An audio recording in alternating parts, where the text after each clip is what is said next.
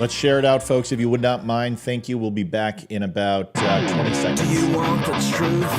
Are you tired of being so confused? You feel like you're more f***ed up than the lies on the evening news? Well, just step right in. We can talk about it all as friends. And if you want, we can hug and kiss and make up for the party ends. Good morning, everybody. Welcome to the Don't Unfriend Me Show, AM edition. Got a full-packed show for you tonight. Some good stuff. We're going to start off right away. I know Spreely, thanks for joining. We just had the Spreely listeners join, and it's good to have you all on. They come on a few minutes after 10 o'clock and don't really get to enjoy the pre-show. We're going to be doing something a little bit different. The pre-show is going to go out to Dumb Nation subscribers when we get the Dumb Club up. And that'll be like 15 minutes of just kind of chat and talk and stuff like that. And then we'll get to the show. Mel, thank you for liking. If you have not had a chance, please go out and like the show. This is up to you. If you want the show to have a lot of people in it, it usually requires you sharing and liking and all that type of stuff and getting it out as fast as we can.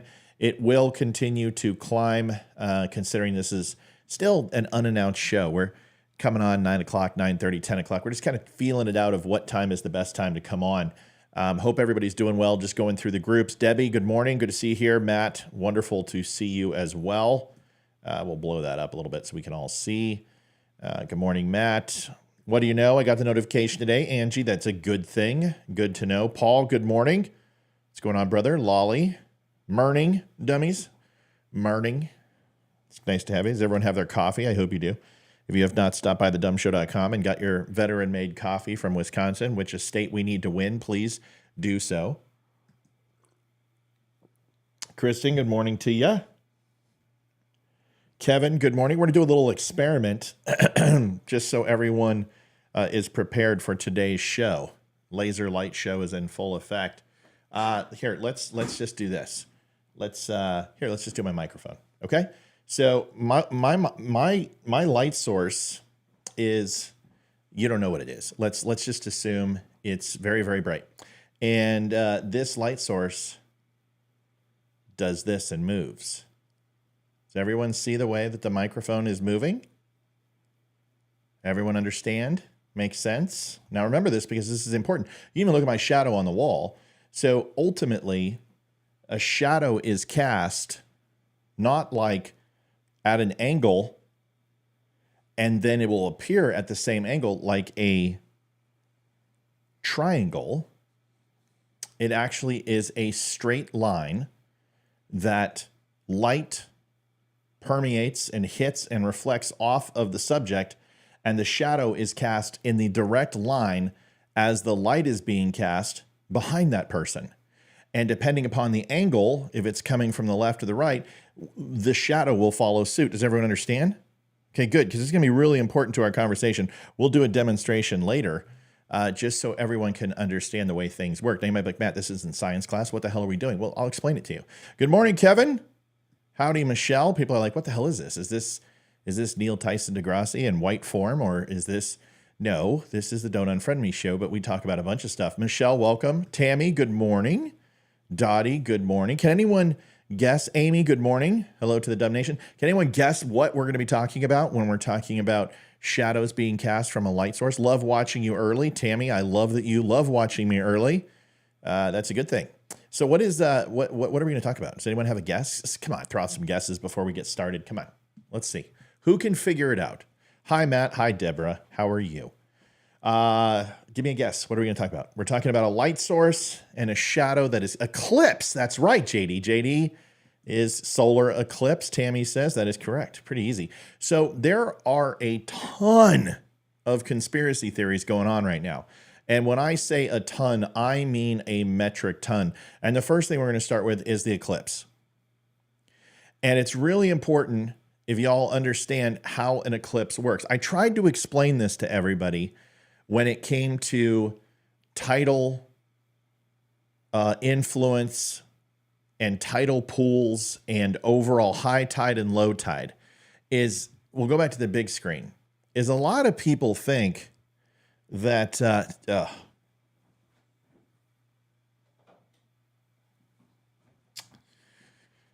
lot of people, I don't have a globe.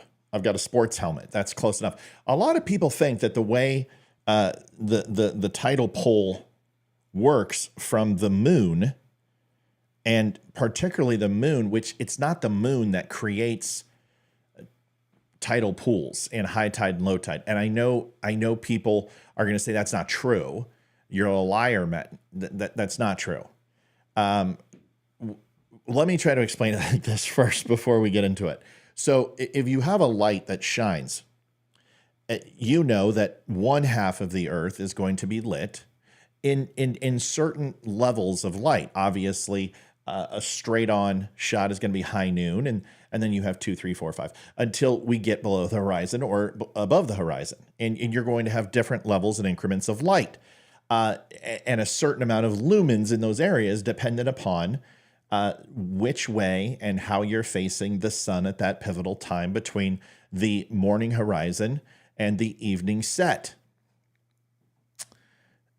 The other side of the earth will be dependent upon whether the light is shining based upon its position facing the sun, and the overall rotation of the earth will obviously give you darkness on the other side. We understand that, and we split it in half. And that's the easiest way to do it, even though it's not quite half, but we split it in half because it's not an exact circle. It's more of a sphere, but it doesn't matter. This is semantics.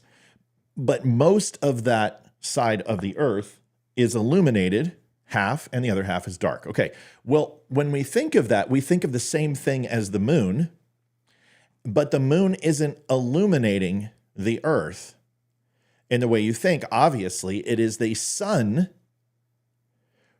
and the light from the sun that is reflecting from the surface of the moon.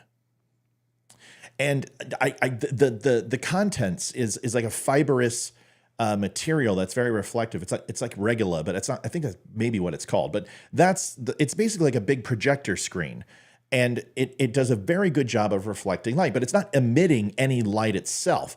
And the moon is not necessarily creating gravitational pull itself, because when we look at where the center of the universe is and where everything is revolving around, it's the sun. That's the gravitational pull.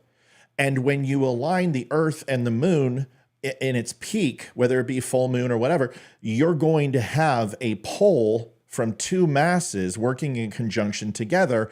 And that pull is moving through the earth, depending upon which side of the earth is facing, in between the sun and the earth. So when you see the light, you're like, okay, well, 50% of the earth is going to be under high tide when the moon is out. And that's not the case. In fact, it's a very narrow that pulls the body of water up. And when that body of water gets pulled up, the surrounding water, based upon that influence of gravitational pull, those go down. So when somebody's experiencing high tide, other places are experiencing low tide. Very similar to when somebody is experiencing daytime, the other side is experiencing nighttime. But one is like a 50-50 exchange, and the other one is really only like a 10% exchange, and then the rest of the time is going to be in low tide. This is why the ebb and flow of high tide and low tide take place. And it's very similar to an eclipse.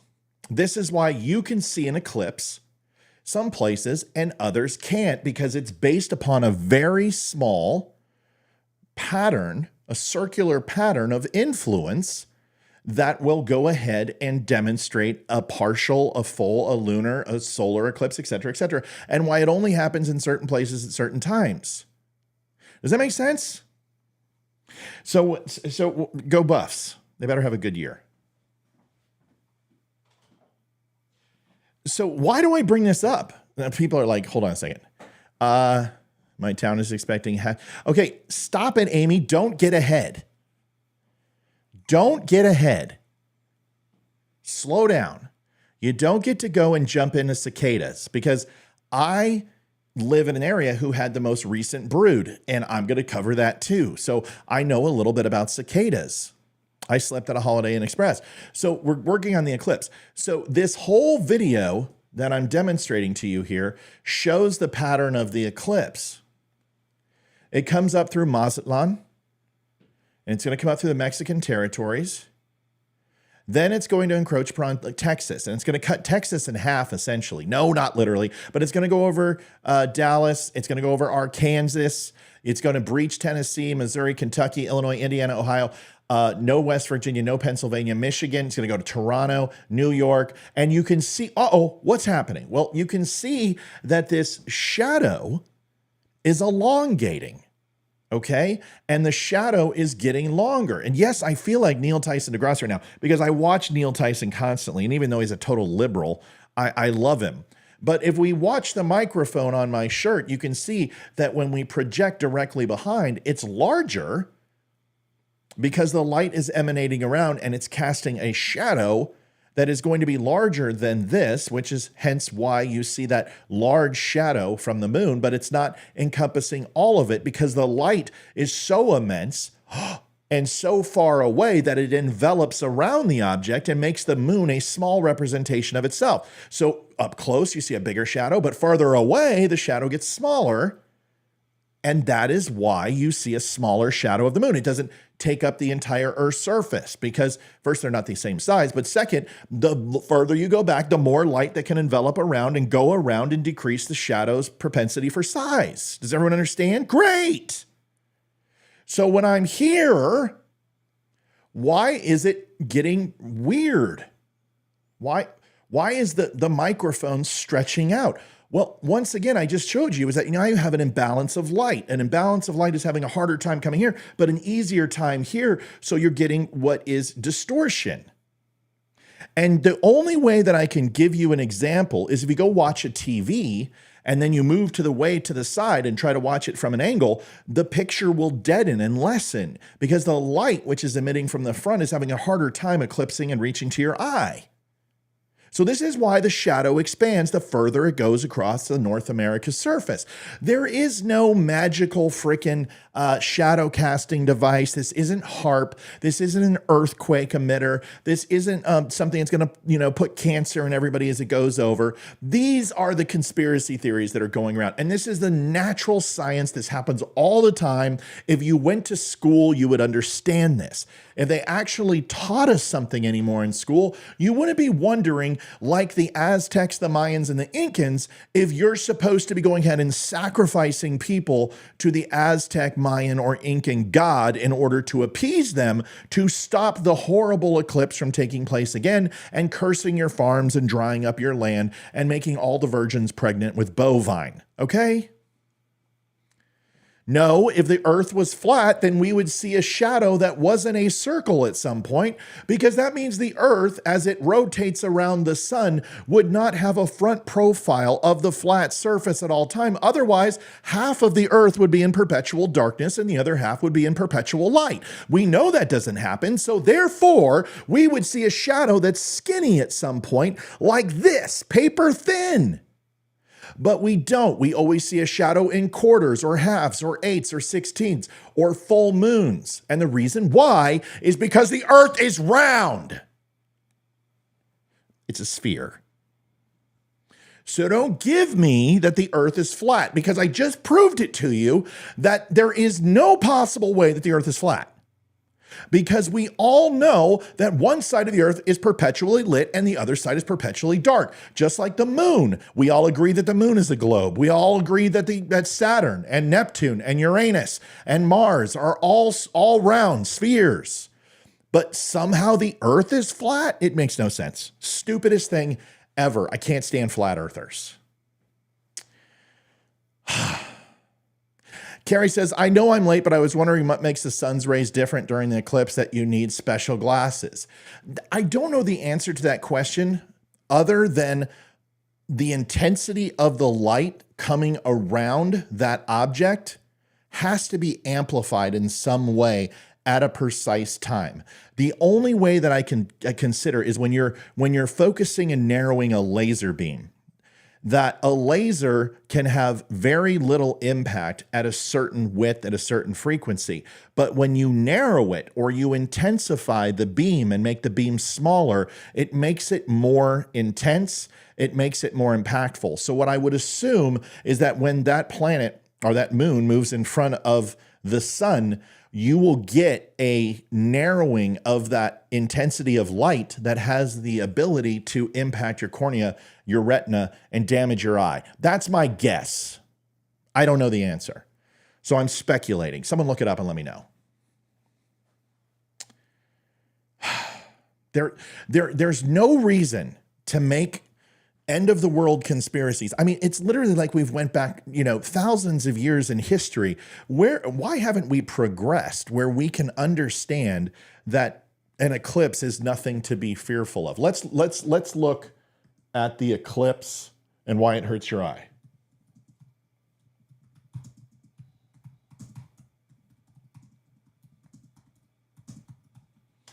And that's why you need special.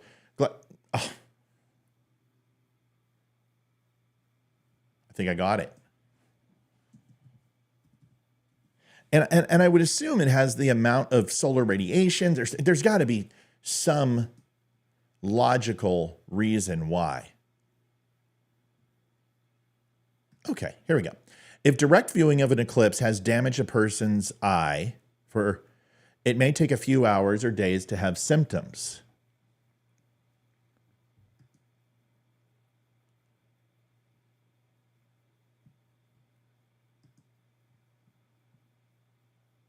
Why does a solar eclipse damage your eyes? Looking directly at the sun is unsafe. But why? Okay. According to experts, viewing the sun with your naked eye during the eclipse can burn your retina, damaging the image, and your brain can view. This phenomenon, known as eclipse blindness, can cause temporary or permanent. If people look without the proper protection at the sun, the risk of injuring the eyes, if they get an injury, depending on how often they look at the sun, protection, blah, blah, blah, blah, blah. There are no immediate symptoms. Yeah, but tell us why.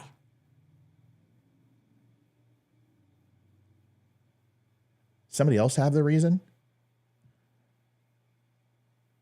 Yes, if you take a piece of paper and pop a pin in it, you can look at an eclipse. Let's find out why. It doesn't tell us why. I bet you it's because of the amplification of the rays from the sun. Looking at a dark spot and then looking at an extremely bright spot, the overall light would be very similar to a.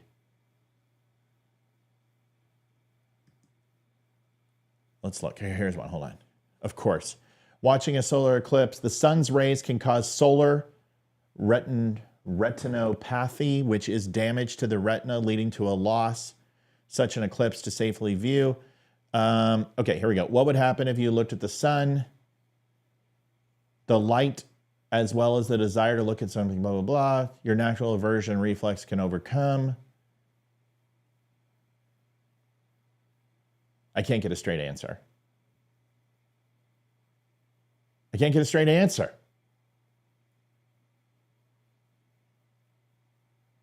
Doesn't matter. Someone find out for me. I would absolutely believe that it would be the narrowing of light, which ultimately our pupils in darkness, the sudden impact of light would be more impactful. I don't think so.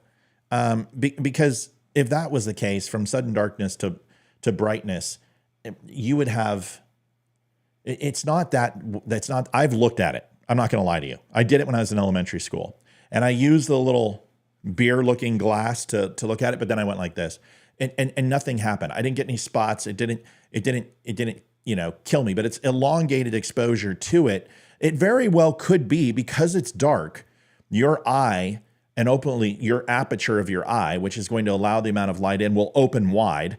And then ultimately that amount of light coming around is at a certain level or a certain intensity that can burn into your retina. That's what I would assume, because it's dark and it's light. It's almost like a witching hour for the eye, and the eye doesn't know what to do, focus or contract, constrict to allow less light or let more in. And when you look at it, it ultimately can burn into the eye based upon the intensity of the light. That's what I would assume. Like a laser, you narrow it by less refraction, less bouncing it off multiple, or you increase it by bouncing it off multiple and narrowing and intensifying that beam on itself.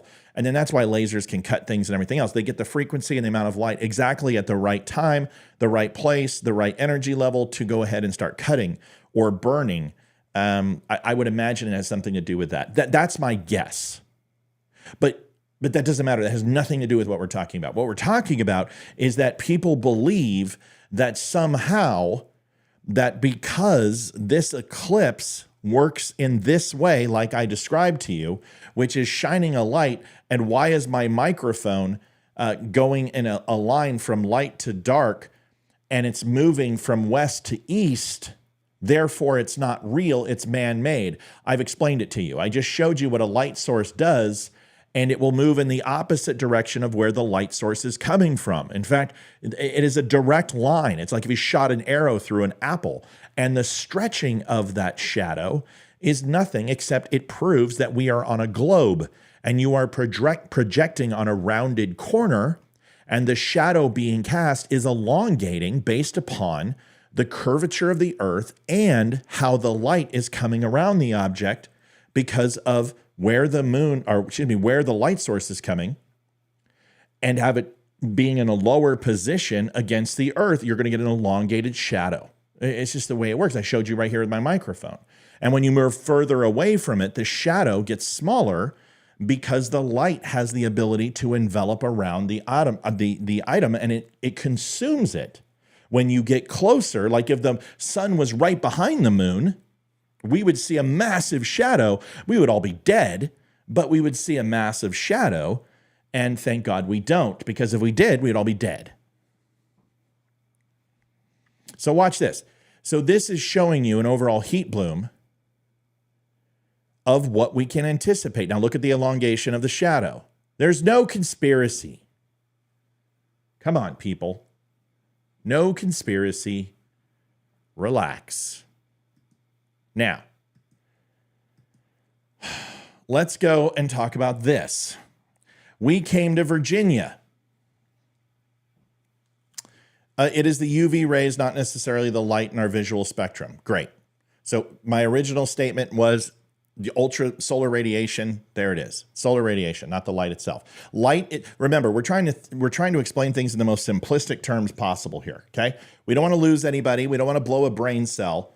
But yes, UV radiation, UV rays versus light, because when you can stare at it, it's not the light that gets you, but it has something to do, I would assume, with the narrowing of that, having a complete black center and having that light coming around must intensify it, because that's the way that if you look at any type of lasers, that is the way it works. It works coming through a sphere of high, dense, but clear glass that will intensify and narrow the beam.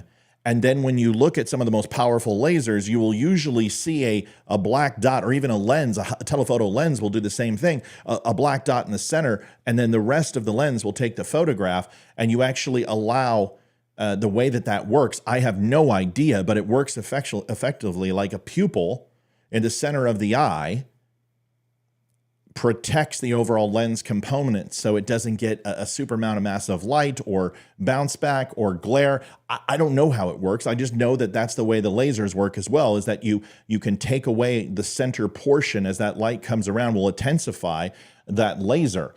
Essentially, maybe it works the same way. I don't know. I don't know the answer to the question. It's a hypothetical. I wasn't prepared for that. I was prepared for the elongated shadow. I was prepared for why the shadow moves from west to east. And I'm also prepared to talk about a trillion cicada. A trillion. Let me say it again. They're even saying possibly tens of trillions of these cicada. Matt, would it be worse to look at a partial eclipse? Don't look at any eclipse without the proper gear. That's all I'm going to tell you. I'm not an astronomer. I don't know. I'm not an astrophysicist. I'm not an optometrist. Like with the vax, just talk to your doctor. So why have the Eclipses selling the Nikon P1 that can see around the curvature around Earth because Earth is flat? The Earth is not flat, Jason. Don't be an idiot. Jason, don't be an idiot on my show. It just don't. Explain it. I just don't give me hypotheticals about certain cameras and bullshit. Anybody who's done a high altitude, low opening, which I have, understands the curvature of the Earth. Okay. So when you jump from 26,000 feet, you don't have any question about it. When you go up in a plane, you don't have any question about it. When you look at every other surface of any other moon or planet in our frickin' in our solar system, you know it's a globe and a sphere. Why would the Earth be flat? Why is its shadow not casting a very thin line some days? Because then you would have to tell me that the Earth does not spin or rotate, because then we would be in perpetual light one day and perpetual darkness the other. So therefore it does spin. So if it does spin, then why don't we see a narrow paper thin shadow ever on a solar eclipse? You don't. Why don't we see it when we actually look at the phases of the moon? Why don't you see a paper thin line from the cast of the shadow? It's not flat. Give me a break. Don't be an idiot. Don't be an idiot on my show. Thank you. All right. And I say that with the utmost love. Folks, we just hit 189,900. We got 100 more to go to 190,000 followers. All right, let's move on to the cicada. Now, we came out here in Virginia and we got to experience a cicada hatch. And I will tell you, it is one of the most incredible things. They are not scary. They don't bite. Well, that's not true. If they think you're a tree bark or they think you're something else, they do have mandibles that, and what they do is they cut into the tree bark and then they lay their eggs and then they go away. Then those larvae, Jason, question everything. I do question everything. I just don't ask stupid questions about everything, right? See, there comes a point where if you question everything, you know nothing, because if everything's fake, then what's the point? Dude, the Earth is not flat, bro. I have traveled to 26 different countries. I've sailed to the horizon. I've jumped from 26,000 feet. And anyone who has done any of those things knows that the Earth is not flat. Okay? It's such a stupid argument. I would rather talk that the moon is made of cheese. So why don't we talk about the moon as being made of cheese? Because that is so much more realistic than the Earth is flat. You question everything. No, don't question everything. Ask the why about everything. There's a difference. Only stupid to your point of opinion. Only stupid to my point of fact. You can't disprove what I just said. Just disprove what I said. Why does the shadow not cast a thin line during the phases of the moon? Just answer the question. Just answer that question. If you can answer that question, I'll stop. And I'll admit the Earth is flat. Got to answer that question first. Otherwise, I'm going to have to ban you. Why do I have to ban you? Because it's not about stupidity. It's about, you know for a fact that this is true. You're just trolling. See, and I can't tolerate an idiot and a troll. I can handle one or the other. Be stupid or be a troll, but you can't be both at the same time. It's too much to handle. You're going to make me drink some whiskey. I don't want to drink whiskey this early. So let's talk about cicada. Okay, great. Yes, Carrie, let me get to it. If I didn't have frickin', the village idiot here talking about the Earth being flat, I would have gotten to it already. So give me a second. Cicadas. They go and they cut the bark of a tree. They plant their eggs, plant their larvae. Then they go about, they do their mating and stuff. And they emit a level of sound that is incredible. It is essentially 130 dB. You can get up to 165 during the height of mating season. It sounds like a shotgun going off. We would get next to this thing and you have to cover your ears. It's so loud, and there were millions of them. And when I say millions, man, I mean millions. I mean, they were all over the place. And my son loved them. We've got plenty of photographs and of them, you know, on his hand, and he put them in a jar and he carried them around, and they were great. And they were gone in a week or two, 10 days, whatever it was. And they're amazing. And the greatest thing is the next year, your plants grow because they naturally aerate the lawn. So they come up from the ground and they create channels into the soil, and they don't harm the grass and the plants and anything else. And then they go up into the trees and everything else in the bushes, and they mate. But when they die, which they do, they laid and they fertilize the ground. And we had the most amazing growth of our trees. I'm not kidding. Except anyone who knows where I live has seen this, but all the trees and all the bushes, the grass, they are the greatest thing in the world for it. And it's a natural, absolute crazy experience if you haven't been through it. So here's your map. Now, if you want to look at the broods, the light blue brood is the one we're talking about right now. And that brood is the 2024 brood 21, what is it? No. Brood 19, there's brood 10, there's brood 12, 13, 14, I don't know, 15, 16, whatever it is. So that's on a 13-year cicada.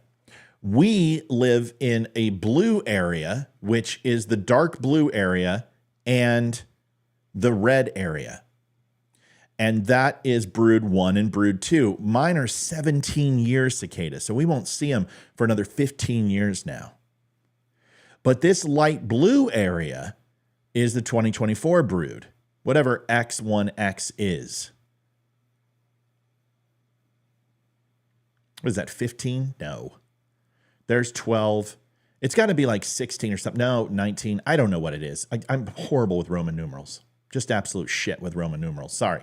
Let's see. 1, 2, 3, 4, 5, 6, 7, 8, 9. Okay, it's 9. So it's going to be 19. Yes, that's brood 19. I was right the first time. So brood 19, 2024 is this light blue area, and it is the biggest brood. It is massive. You can see it goes all the way. It's all the way down to Louisiana, goes across all the way up into the Carolinas, and right below Virginia. That's incredible. So you've got spots all over the place. But this massive spot up to the Midwest right here, right below Michigan, right below Wisconsin, Ohio, and surrounding area, you're seeing this massive brood. So the broods that are the 13-year broods that happen the most often are light blue, this peach color down in Louisiana, and then the dark green, which is moving up through Louisiana and Mississippi.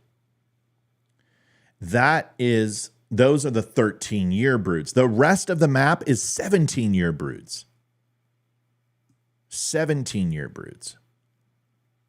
So every 17 years they pop. So we have to wait another 14 and 15 years respectively, because in Virginia, we get 2 broods. You get it down here in South Virginia, but we don't live there. But you get a little bit of the red and a little bit of the blue. So 2030 and 2029 is when the next broods will happen in this area. Pretty crazy. Does that make sense? So now you know. Now you're educated. So I noticed my flat earther didn't answer my question. Go figure. Wonder why. Is tan no bugs? Tan. No, Oh yeah, tan would be no cicada. You see some down here in Florida, which is interesting, but no, the rest of the United States doesn't experience. It's predominantly the East Coast and Central United States that you see it. You get a little bit in Oklahoma. You see a little bit in Nebraska. You know, a little bit. Some in Texas, barely any, but they're really weather dependent. You've got to have a very balanced. Not too humid, not too hot. And that's why Texas and Florida don't see a lot of it in southern Louisiana. But this area is prime for them. And this brood is, they're saying trillions. Trillions.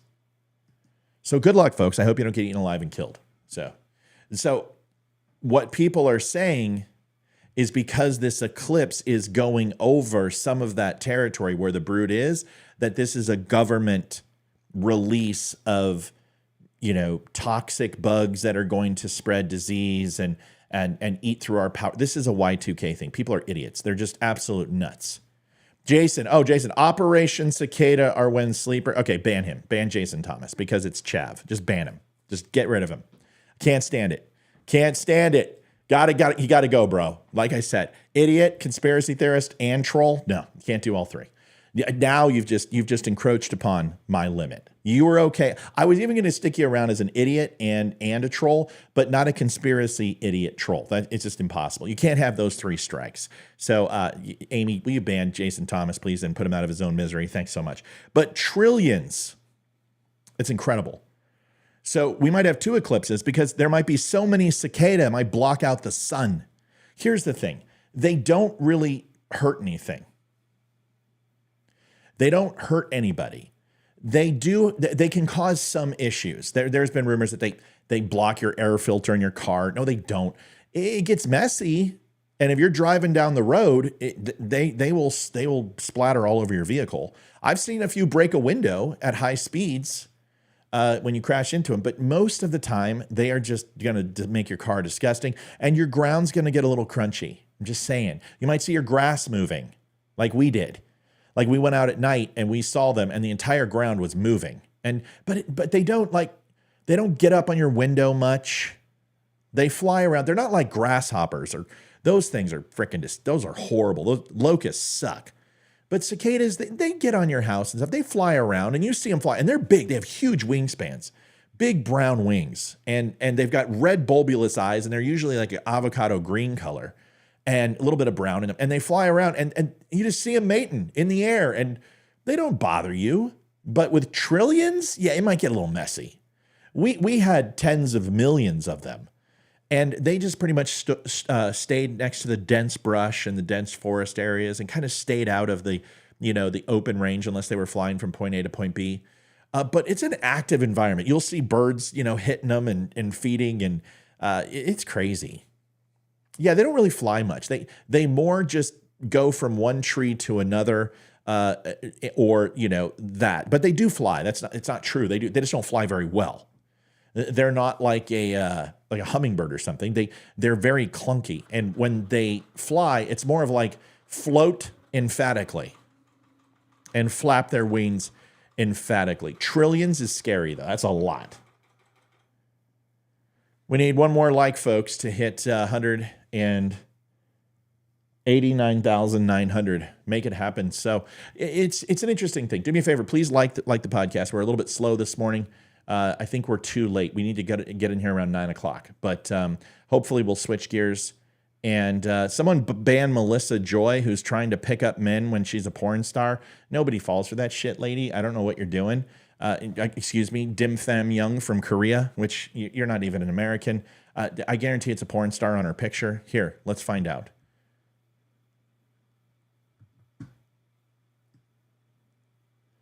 Yeah, porn star. So, yeah, enough. Come on. Yeah, nobody cares. And why do you always apologize? I'm so sorry to intrude on you, but I find you so interesting. Give me a break. Dawn is interesting. No, Dawn's not interesting. Dawn is a middle-aged male. And just like me, we are not interesting at all. All right, so cicadas. Stop worrying about cicadas. There is no end of the world. This isn't the end of times. No locusts. And I know it's because of, when people talk about end of times, eclipse, locusts, cicadas aren't locusts, okay? And there's no end of times. Okay, please, just stop it. Relax. Joe Biden has not decided to destroy the world yet. Give us a break. All right. Next thing. What a good one. Let's go to another video real quick. I've got to broadcast the TV. All right. All right, good old Twitter. Does everyone feel really good and safe about the eclipse that isn't going to hurt anybody, and the cicada that aren't going to hurt anybody? Everything's going to be fine. Everything's going to be fine. All right? And I think it happens on the 8th. So it's like my birthday, and then I won't see any cicada, so it won't matter. I won't see any because they're not going to be in my area. They don't migrate like that. All right, first video. I want to show you a video. I want to see Donald Trump do on day one to remedy the immigration problem. Okay. There are a lot of people out there with websites now. Okay. This is Adam Mockler. Guy's got a blue check mark. So do I. He's got 37,000 followers. He's a Gen Z interviewer.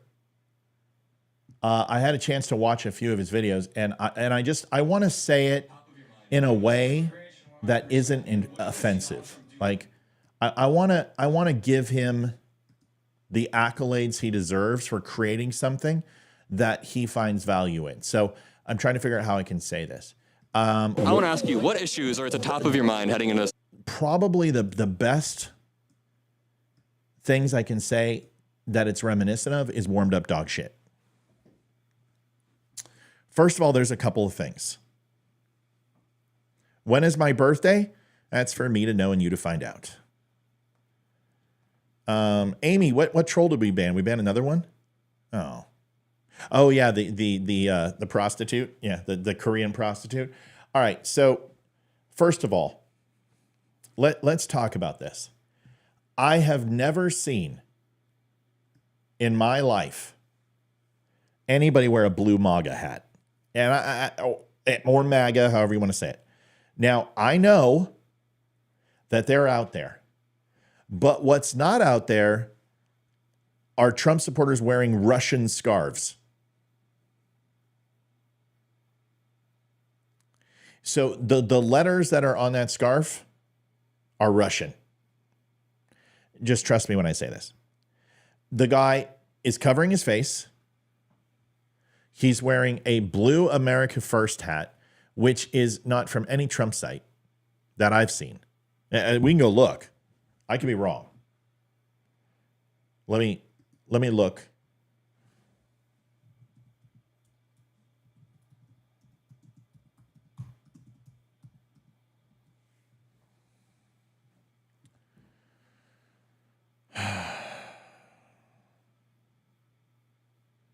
We're looking. So every America First hat that I see is a dark blue color.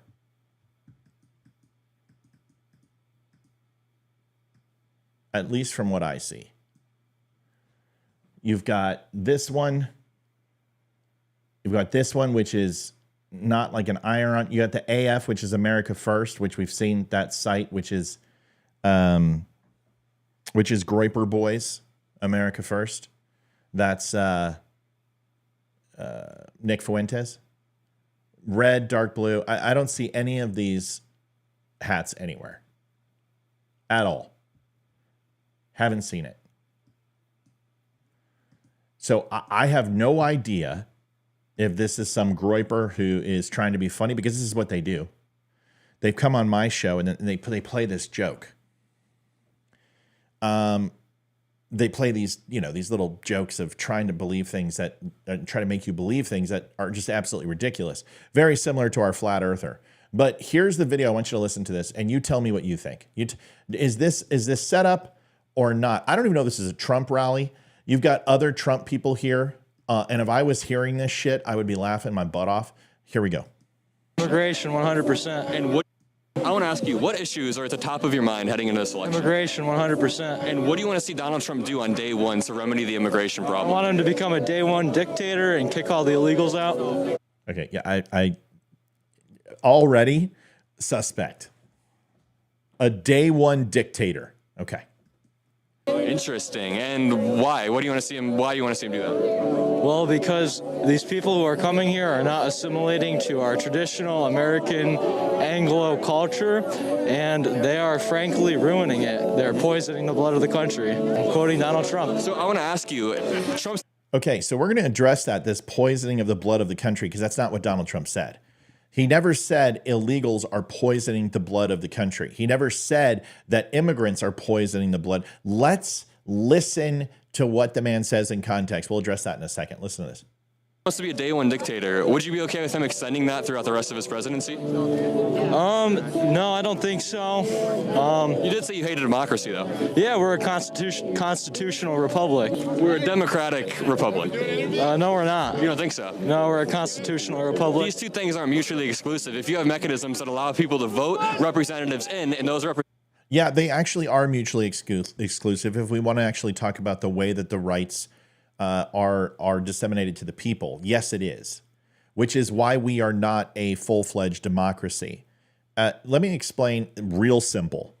The way that our representative system works from the election standpoint is a democracy. We are a representative democracy. There's no doubt about it. That is absolutely inherent in the way that we elect and have, instead of groups of people or a singular democracy or having a collective democracy, we have people who represent based upon overall population of the United States who represent us, who are elected officials. That is where democracy ends. We have several different ways in our republic, but the republic always focuses on the individual rights versus democracy, which is majority rule. And in other words, mob rule. That's not the way our government works. You need several different types of majority or supermajority to pass legislation in the United States. And specifically at the federal level, whether it be the Senate or whether it's the state legislature, you need at sometimes a 50-50 vote or a 50-50 plus one, which is the vice president breaks that tie. You need overall legislature from a 2/3 majority, which would be 66%, or you would simply need a +1 majority inside the House. You could have a 3/4 majority when you want to actually remove an amendment. If you want to codify an amendment or propose a new amendment, you have to have a 2/3 majority. In some cases, you only need a small percentage to move a bill forward or to propose a bill. You may only need one other person to support that bill in order to move it forward. There is a lot of different ways, but in the end, ultimately, all law, all constitutional law, first and foremost, looks at the individual rights before the collective. That is the way our Constitution is written. It is inherent in every single person to have individual rights, the life, liberty, and pursuit of happiness. Those are individual rights. And that is the way that our law is made up. We do not go ahead and group people up and throw them together in mass incarcerations. We hold each individual accountable for their actions in criminal court. Civil is a completely different matter. So when we say it's a democracy, which is everything we do is simply a thumbs up, thumb down, autocratic Caesar type experience, that's not the way it works. So what the left have a hard on for is that they believe in a democracy, which is a majority vote or a majority rule, and they want to abolish the Electoral College. They want to get rid of it, and they want to go to the popular vote, which would be a full-fledged democracy. That's not the way we work. We are a representative democracy. We are a constitutional republic. Just like you can sit here and say, I'm fiscally conservative, but I'm socially liberal. You can have both. And he's absolutely right. They are not mutually exclusive, but there are inherent differences on a pure democracy and a constitutional republic, period. It's not that hard. But this guy just wants to go ahead and split hairs. Vote for you, that is a representative democracy, right? No, yeah, sure, but it's also a constitutional republic. Yeah, they're not mutually exclusive. This though, we have 2 senators for each state. Someone's vote in Wyoming is way more than someone's vote in New York per se. Yeah. So that's pretty much a constitutional republic by the book. Well, those representatives are elected by the people, by us. We go out and we vote every November 7th or whatever, and we elect these people. But see, that's semantics. That's semantics, because what you're saying is our election process. You can't say our government is a democracy. They may get there that way, but not all of them get there that way. Some of them are assigned.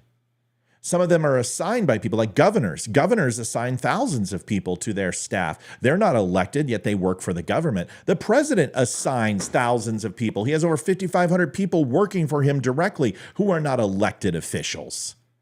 We allow our represented officials to make decisions for us when it comes to how they staff or how they bake the cake. But we don't allow them to go ahead and make one cake and say everyone has to take a bite unless there is process of legislation being put forward.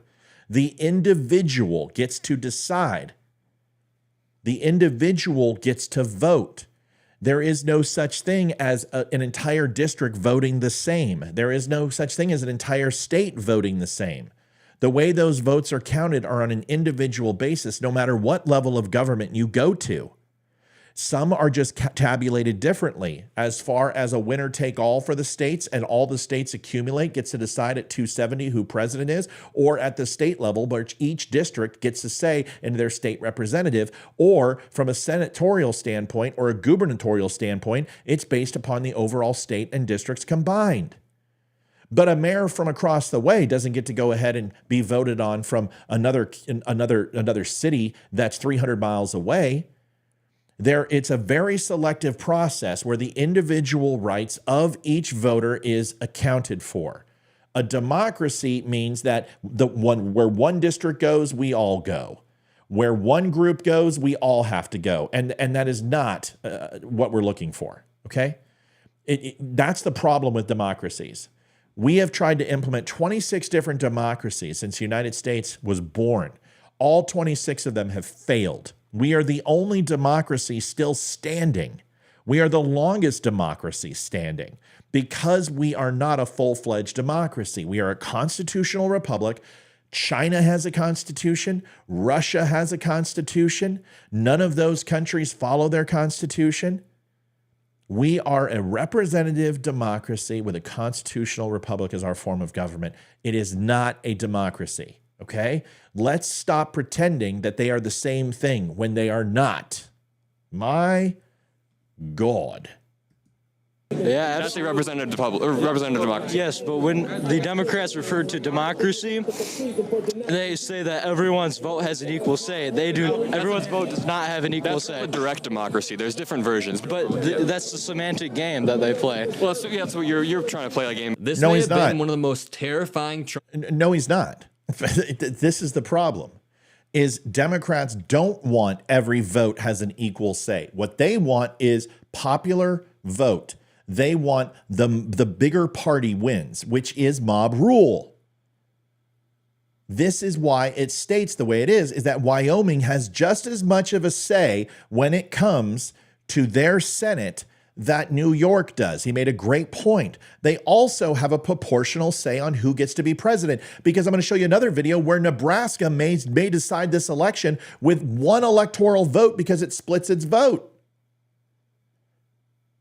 That is the key to our country, is that every state gets a say. Every district gets a say. Every town, municipality gets a say. Every vote counts.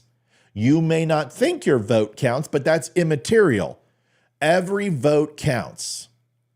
And yes, it may not count in a place that's not a swing state. Yes, the presidential election usually is decided by anywhere from 3 to 7 states every election with only 7% of the vote. But that doesn't mean anything when it comes to the city council. It doesn't mean anything from the sheriff, the superintendent of your schools, your state legislature, your Senate. Those are where the rubber meets the road. Those votes are where it counts.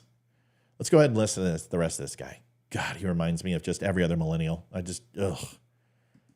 supporter interviews I've done yet, because for these dudes to be so young yet hold such regressive values is honestly eye-opening, because I spend a lot of time on my channel talking about how progressive Gen Z is, and I'm sure a lot of the Gen Zers you guys watch hold progressive values, but there is this wing that are so brainwashed that they want to take America back 100 years, 200 years, and I know exactly where these guys got this idea from. One of the dudes is wearing a hat that says America First, and that is the slogan of neo-Nazi Nick Fuentes, who openly says that women in America should be treated how Listen, I can't stand Nick Fuentes. I have talked more shit about that guy than any other conservative, and I call him out and I call out his groypers. They don't come on the show anymore because they got sick and tired of that they couldn't get my goat, and making sense is too difficult for them.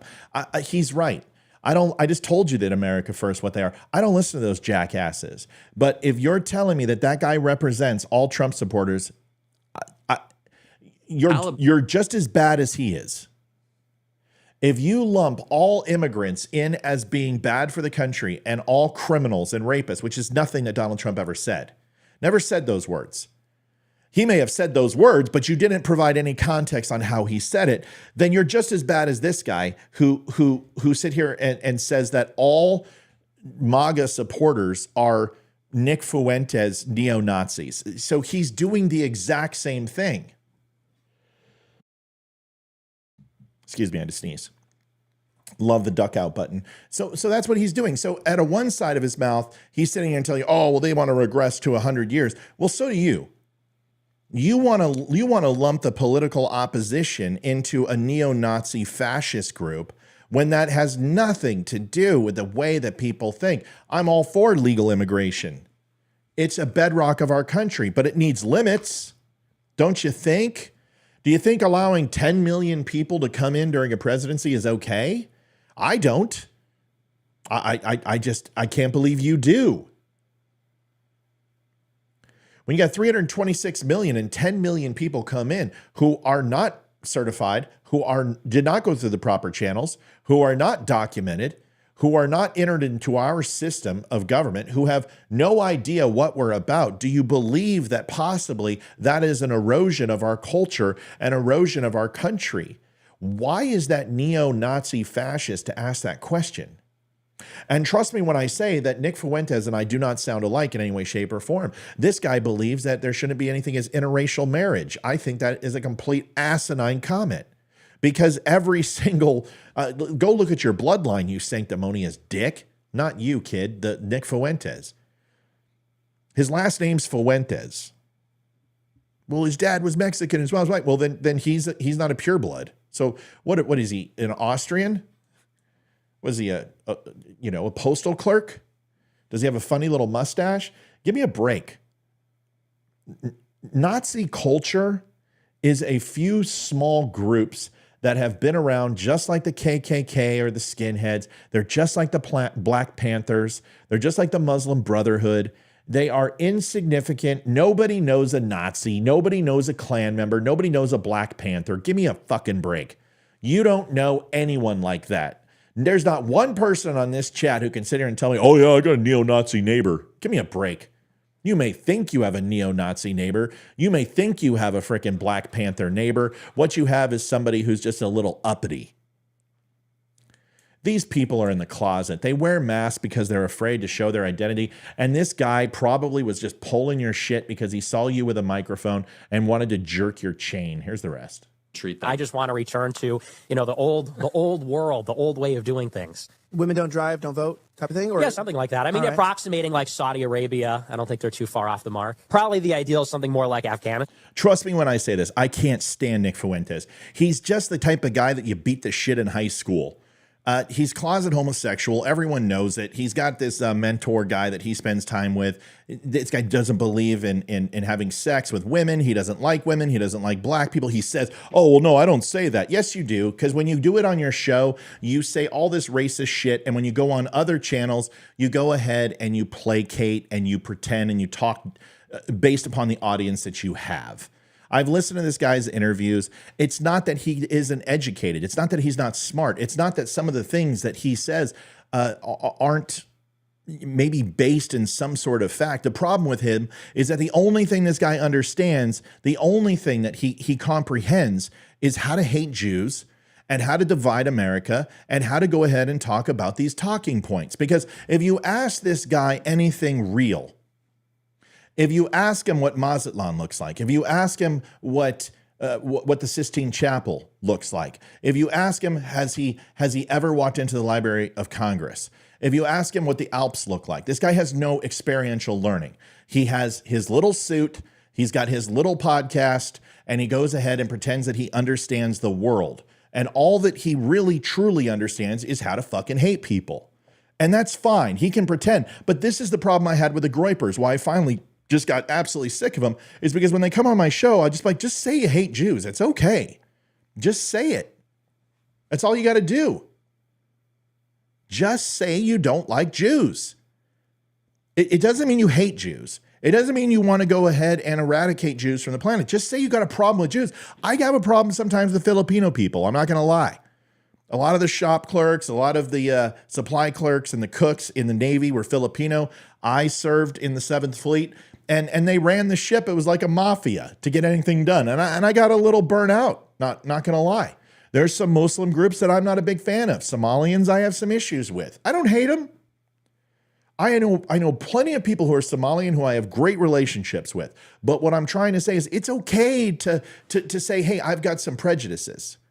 I've got some bigoted beliefs. It's okay for you to say it because everyone does. It's the people that sit here and go, no, I don't hate Jews. I just don't think you should marry them. I don't think you should live with them.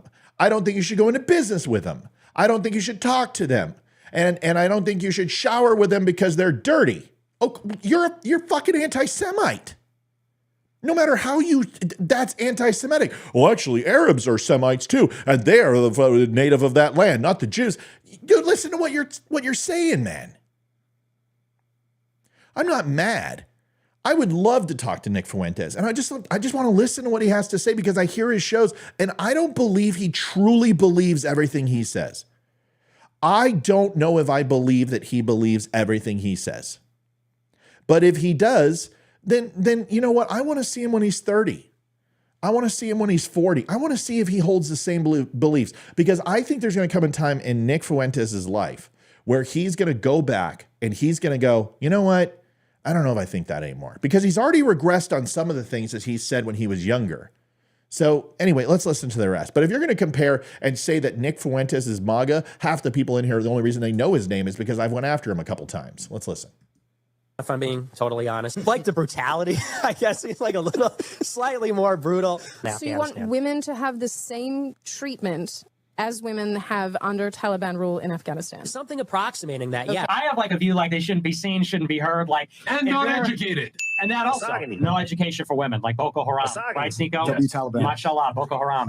I'm so sick of seeing these women everywhere. They should be wearing burqas. We want to go back to 1099. We want to go back to the Middle Ages. Remember that in medieval times, I've said this on the show before, when women were witches, what happened to them? They were burned alive. Real phenomenon. And we stopped doing that, and then everything went out of control. You know, we said, oh, that. See, it's so hard when you're listening to him because he doesn't have a gear from I'm just joking around to I'm being serious. And it's the same gear. So what he'll do is he does that and he gives this vanilla overall presentation style and then goes, oh, come on, man. It was just humor. I'm just kidding. You don't know Nick's humor. You don't know how he jokes around. Listen to me. In this day and age, you could soundbite me and I could sound like the most liberal POS ever. Or I could sound like an alt-right Christian conservative.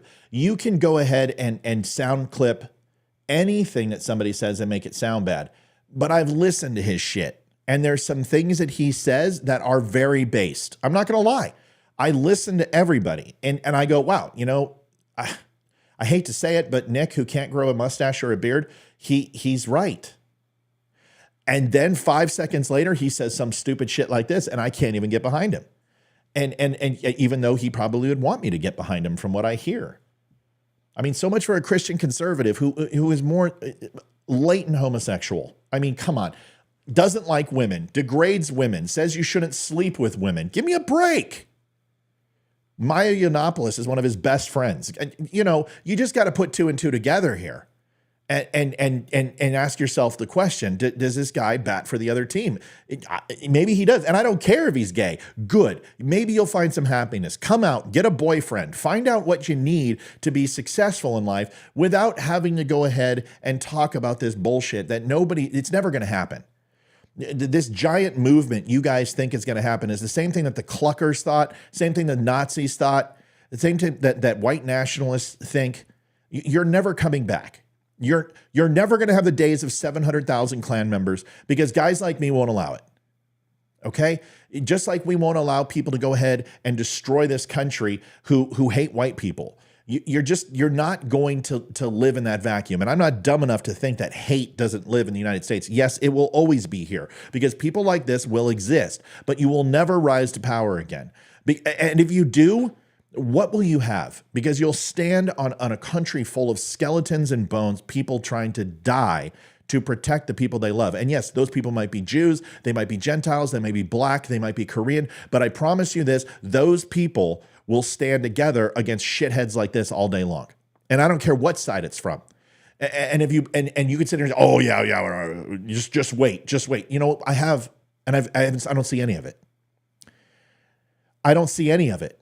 I'm not saying we should be this all-inclusive, culture that can't question things and can't hold on to our heritage and have belief in ourselves and who we are. Yes, of course, you can have those things. But when you start trampling other people's rights because you don't like their skin color or you don't like where they sleep or you don't like what they eat, then you are a fascist.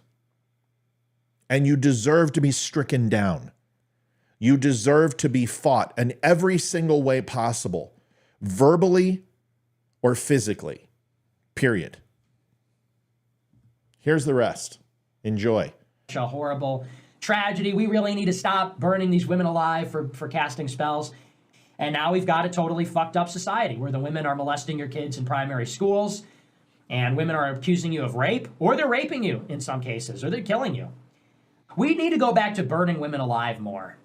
This is what we are up against. People who want to strip away the fundamental rights of Americans. And Nick Fuentes is only a few years older than me. He's 25, and he is also... And he can't grow a mustache or a goatee either. You guys got to stop. You got to shave that jail pussy. I mean, seriously. You got to shave that stuff until you're a man. That's how you know you're a man, doofy. If you can't grow a beard, you need to stop. It's got to look like this. Yes. This is what it should look like. If you can't do this, shave that shit. I'm just telling you because it's horrendous. It's horrendous. All for the execution of any non-Christians in America. He holds authoritarian beliefs and he wants to turn America into a Christian theocracy, and he will spill blood to do so. Okay. Let's bring it to reality, okay? Nick Fuentes does not represent MAGA. This guy says that he has problems with Jews, the Rothschilds, the Soros of the world, Netanyahu, Israel. He can't stand immigrants. He thinks we should stop immigration completely. He thinks blacks and whites shouldn't mingle, shouldn't have relationships together, that they should have their own side, their own water fountains. We should have ours. This guy, this is what he believes. Okay, great. That doesn't represent MAGA. Donald Trump has Jews in his family. Donald Trump has the Abraham Accords, 3 peace treaties with Muslim countries in regards to Israel. He went ahead and passed anti-defamation and anti-hate law in Florida, specifically where Jews were being targeted. He was one of the largest proponents, recognized the actual capital, Jerusalem, of Israel, where 6 other presidents promised to do it when they ran for office, and none of them did. Donald Trump did. He is the worst Nazi ever. The worst Nazi ever. Yet you support Donald Trump. So this isn't about the Talmud. This isn't about what the Jews have done in the past. And yes, there is a very, very large portion of the Jewish population which are zealots, just like there are Catholics, whether it's Opus Dei or you can look at some of just the Christian fundamentalists who believe that without God, you're stricken to a life of hell, that your existence on this planet is meaningless. This has happened in Christian society. This has happened in every society. The Mormons castigated people out and stricken them from the church. Catholics have done that. Hell, Buddhists have done that. Every religion has had their sects, which are completely off the fucking basis of intellectual thought and overall just rational thinking.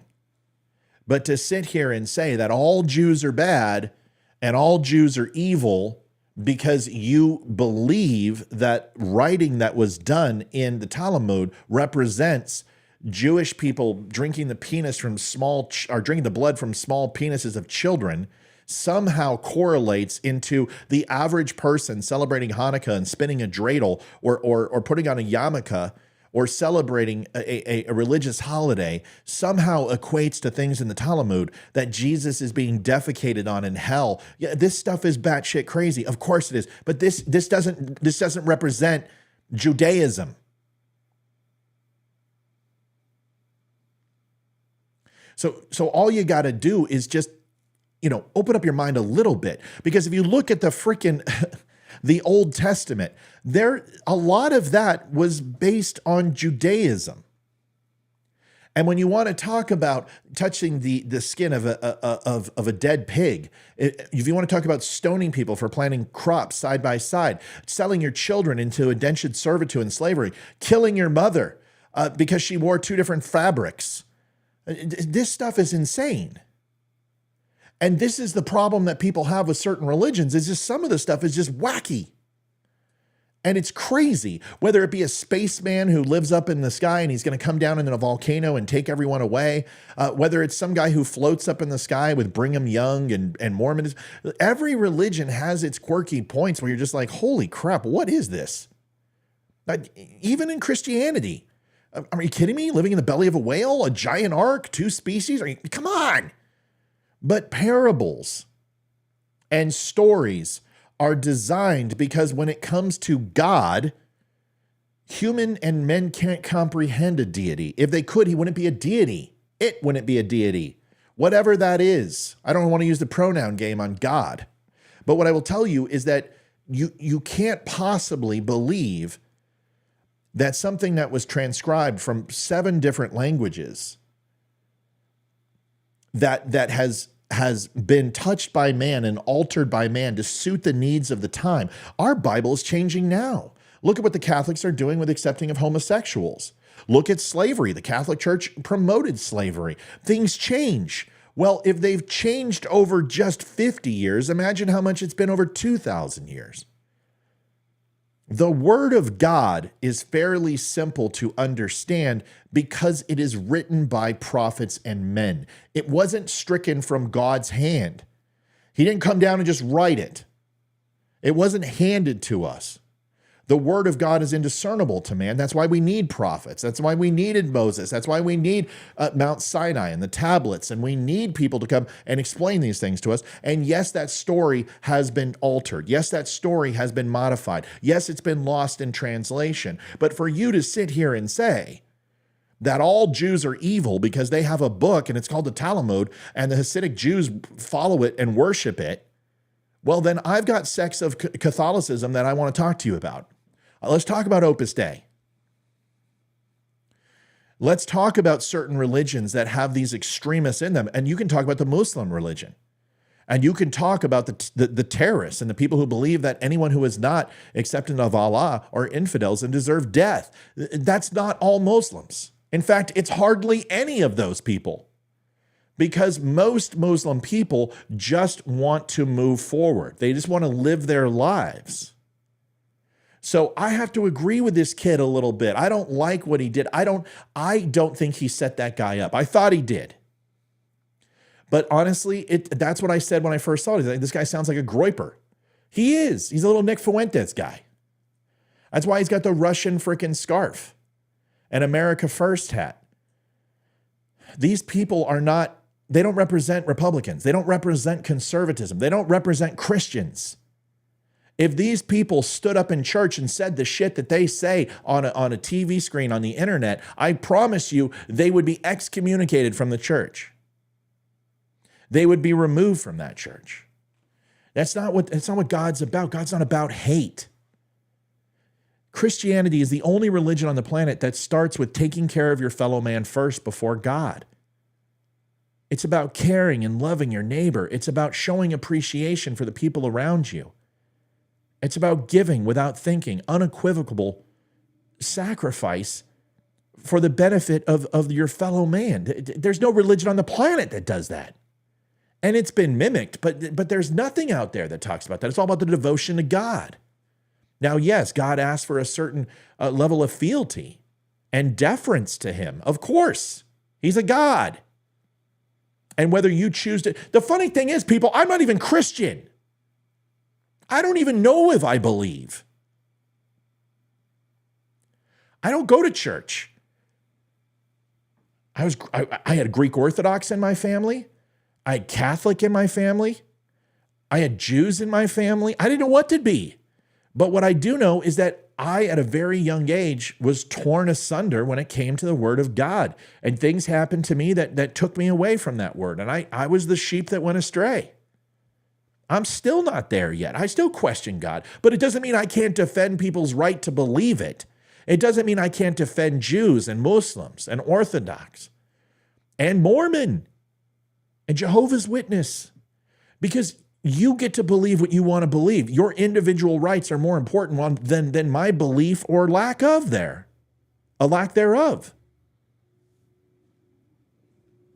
So to sit here and pretend that somehow that Nick Fuentes has the ear of God, or that he has his voice, he doesn't.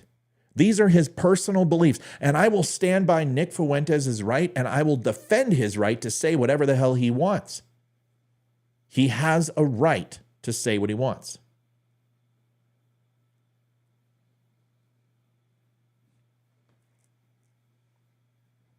And you should support his right to say what he wants.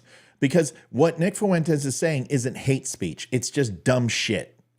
And unfortunately, there is nothing in the Constitution about assholes. Pardon my French.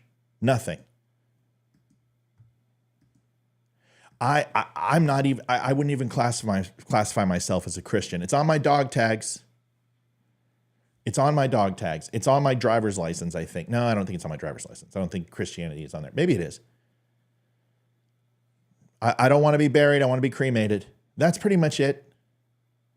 I will say a prayer from now and again. I certainly use God more than I sing his praises. But I'll tell you what, on this show, I have spoken out in defense of Christians more than any time in my life. And a lot of my shows have been that way. And it's okay. It's okay for you to defend things that you don't believe in. Like I defend the LGBTQ community. I do. I defend their right to be what they want. When you encroach upon my family, that's when we have a problem. But I will defend your right to do whatever the hell you want, as long as it's within the confines of the law. Moral, natural, and God. The laws of this land. As long as you follow those basic principles, you do whatever the hell you want. I don't care. Just keep it away from my family. Don't try to raise my family. Yes, and why am I standing up? Because I found I was sitting in a chair 14 hours a day, and my workouts weren't competing with it. So I stand now 14 hours a day and do a rigorous 1 hour workout. And I've dropped 13 pounds and I'm feeling 10 times better. I mean, not that I was ever fat, but I just didn't feel good. I didn't feel good. Now I'm starting to cut again and I'm feeling healthy and I'm standing because it's just better for me. I'm 50 years old. I got to start standing. So 14 hours a day I'm on my feet. And that's good. Feels good. All right. Next topic. Enough of this. And to the groypers who are going to watch this on YouTube and then come onto my show, knock it off. I defended him as much as I hit him. It's bullshit that women need to be burned at the stake. Yeah, he's just being funny. You know what? I don't think it's funny. I think it's stupid because I know he doesn't believe that. But if this guy constantly disparages homosexuals and that they erode family values, and you're sitting here and saying that men shouldn't lay with women, what are you doing? I have never heard a gay person or lesbian person in my life say that heterosexuals shouldn't get married and copulate and have kids. Never. Not once. Not even the most batshit crazy liberal have I ever heard say that. Never.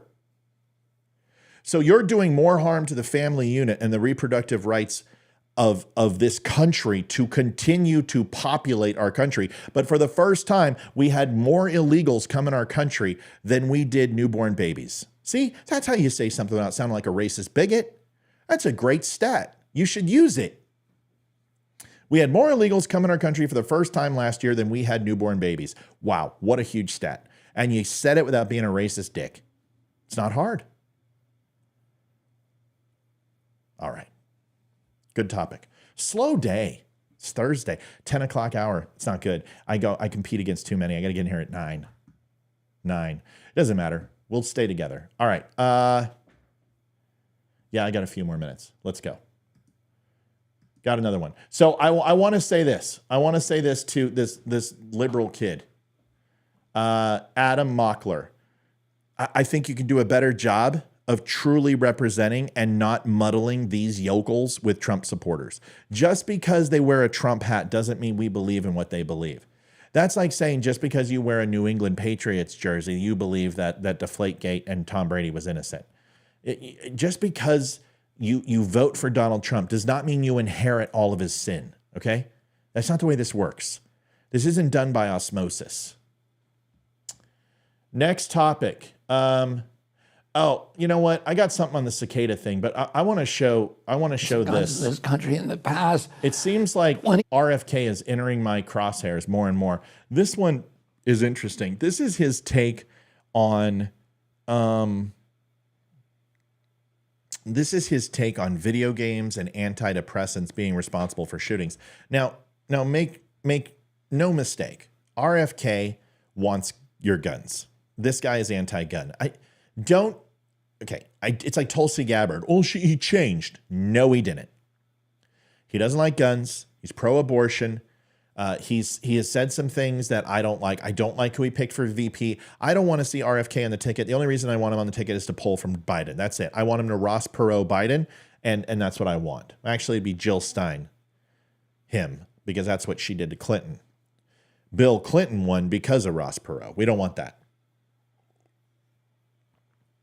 I will never, ever vote for this guy, but it doesn't mean I can't listen to him and appreciate him. I like him. I really do. I like him. I just don't like his policy. He's a liberal. Okay? But listen to this. We've always had abundance of guns in this country. In the past 20 years, there's been no per capita increase in the amount of guns we have, and yet these killings, these mass killings, have exploded. And we need to look at, at other reasons for that. This isn't true. We have sold more guns since the Obama administration, I would say, than the previous 30 years. I don't even know. I don't even need to look it up, and I know I'm right. I know the Brady bill had a huge impact on gun sales. I know when the Brady bill lifted, gun sales went through the roof. Obama did more to make the NRA rich than any other president in U.S. history. So to say that we don't have more guns from a per capita standpoint is crap. We have more access to guns than we've ever had. We limit certain amounts of ammunition and certain types of firearms in certain states. But I would challenge that because I know for a fact that in 1980 to 1990 to 2000, a 20-year span, the average homeowner, a person who had a gun, and the average guns in the United States was hovering around 186 million. And our population was well over 260, 270 at that point. Now there's 326 million, and there's like 500 million, 525 million guns in the U.S. So you can't tell me that it hasn't gone up. I completely disagree with him here. I don't have the stats. We can look it up, but I'm pretty confident. Well, a potential reason. NIH has not studied the etiology or the cause of gun violence since 1996. And NIH needs to be studying them to see if there's connections to some of the SSRI and psychiatric drugs people are taking, whether there's connections to video games. We've always had abundance of guns in this country in the past. Okay, now this is where I lose some people. So, I thank God it's a slow day on the show. And Thursdays just may be a day of rest in the morning for me, because this shockingly slow today. We've got quite a bit on Twitter. Hi, Twitter people. We've got quite a bit on Facebook. YouTube's fine. I don't know. Is Rumble streaming? Can anyone look at Rumble? Is that streaming? Let me see if Rumble's streaming, because that could be a problem. Because we get a lot on Rumble, but a lot of shows coming on. Charlie Kirk's on right now. Benny's on. And this 10 o'clock hour is not the best for a small time channel. Let me look. Yeah, we're on. Oh, we got 47 on. It's just not counting. Okay. All right, so we got 112. That's still slow, but it doesn't matter.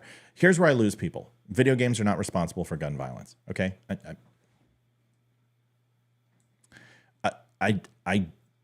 Okay. This is so reminiscent of D&D. This is so reminiscent of Dungeons and Dragons, right? Parents are like, Dungeons and Dragons, you're going to go and kill people and commit suicide if your character dies. No. Yes, it happened. Man, there was a guy that committed suicide over World of Warcraft. There were people in EverQuest that couldn't recover their corpse. I was one of them. Was one of the first EverQuest guilds, was one of the first druids ever to get my epic.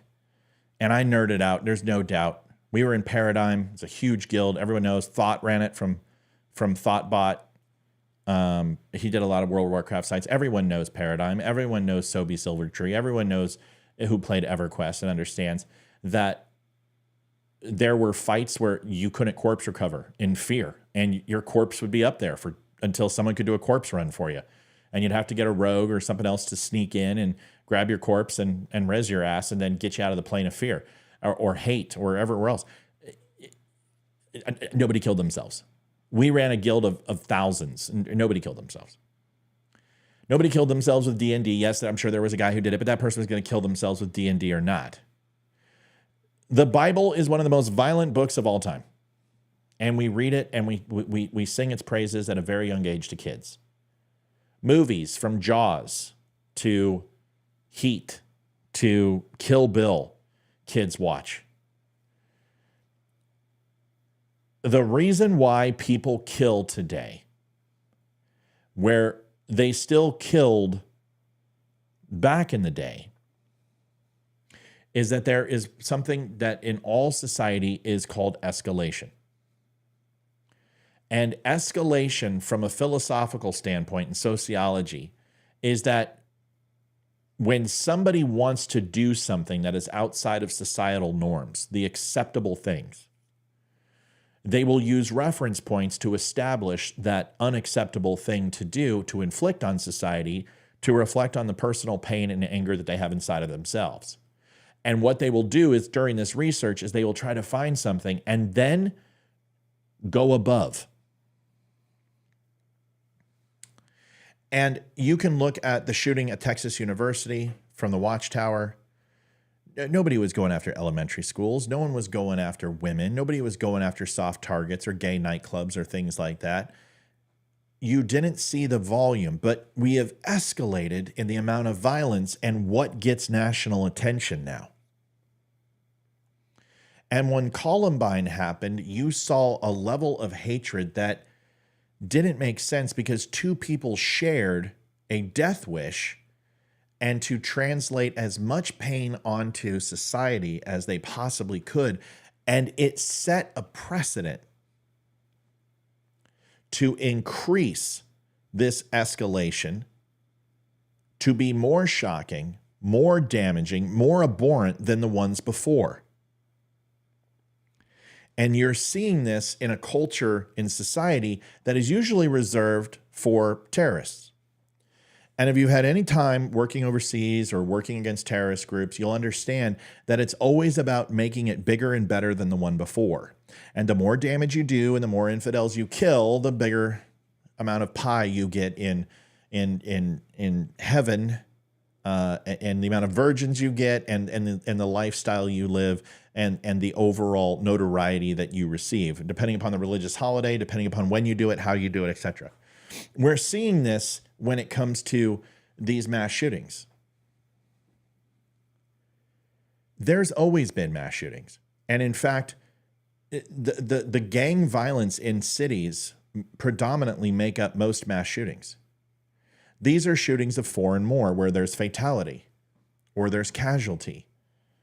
And casualty means getting clipped by a brick that was hit and getting scratched by the bullet. Jumping down and dodging bullets and scraping your knee or lacerating your eye, your eyebrow on a curb is considered a casualty of gun violence.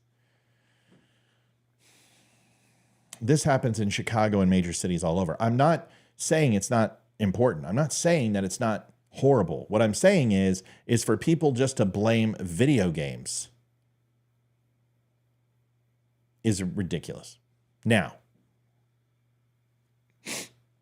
here's the other side of that argument. Should children be playing games where they run over hookers in their car? No. Should they be playing games where the amount of death count gets them more notoriety with the police so they can get bigger prizes, bigger money by avoiding the police in games? No. Should people be sacrificing women to demons in certain games like Witcher? No.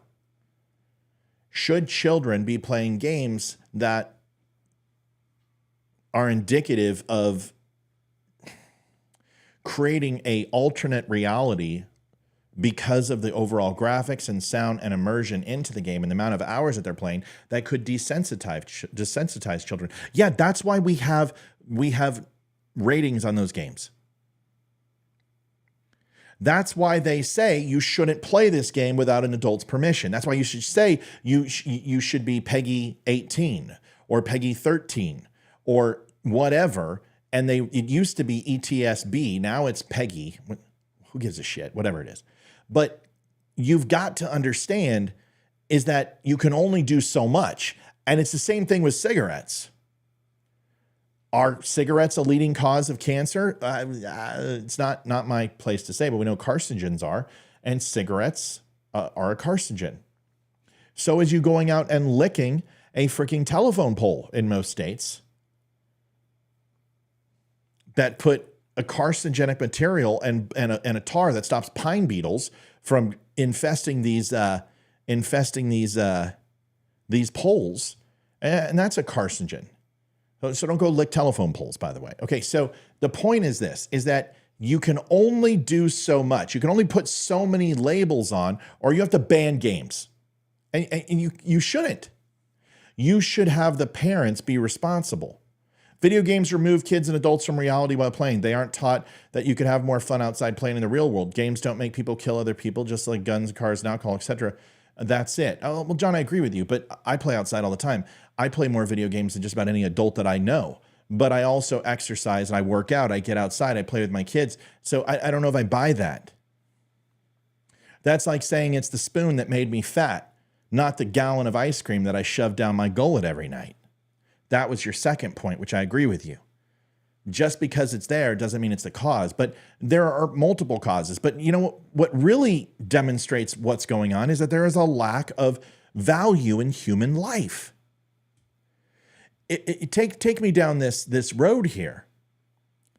There was a promise of eternity if you followed some basic rules and commandments under God. But what happened? What would happen if we took God out of the equation? Like most countries who have demonstrated evil, whether it be the Nazis, whether it's the Ottoman Empire, whether it's the Japanese who showed no deference to any other god except their own.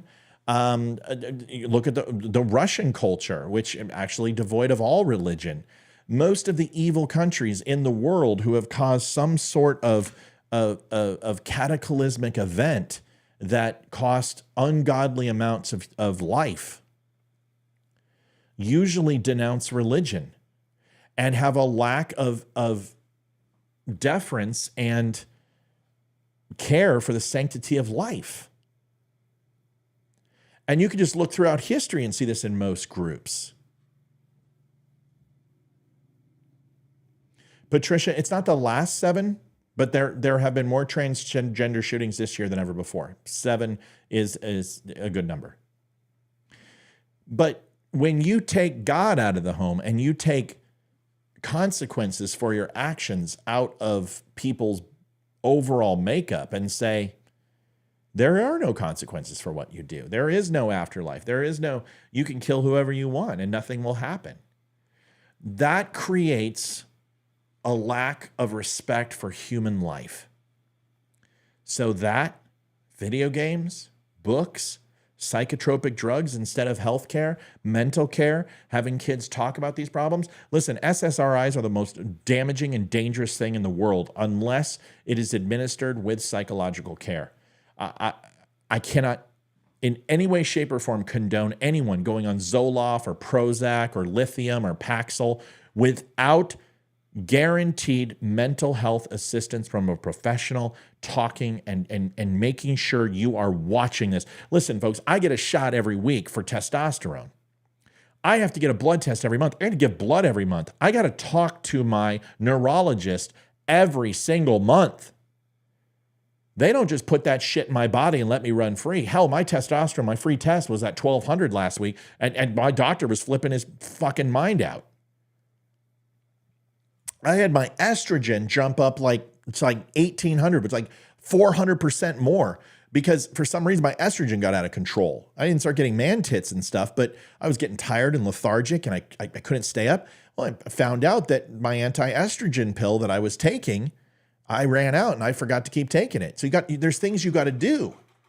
You can't take an SSRI and set it and forget it. It's not Ronco. That is altering the chemical makeup of your brain.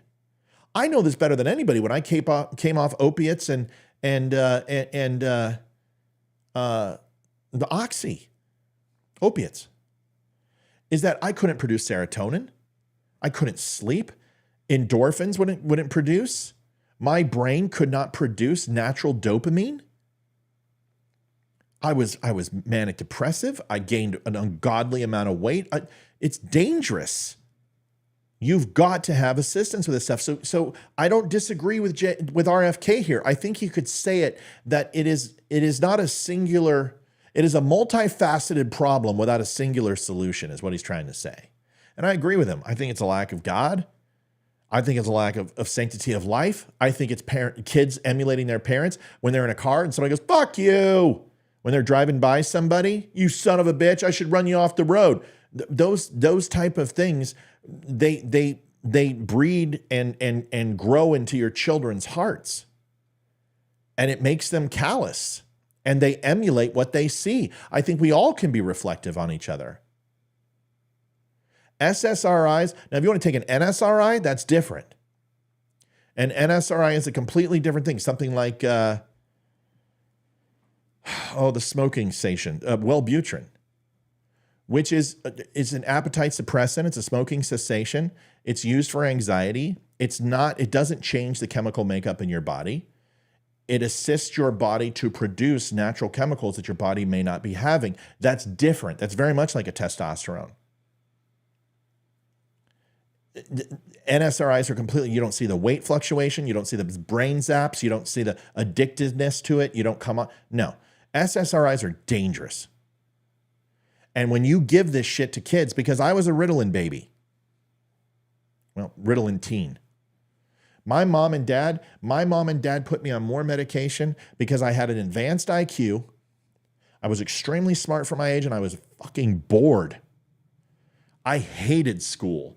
I didn't want to learn. I hated every minute of it. Although I could read at a 12th grade level when I was in 5th grade.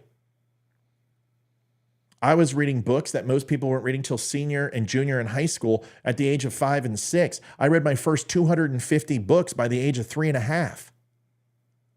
Now, they were small books, little Berenstain Bears and stuff like that, but they still counted. When I went into kindergarten, my mom brought in the check mark and we had to read 250, 300 some odd books in the first grade. I had that done in the first 2 months.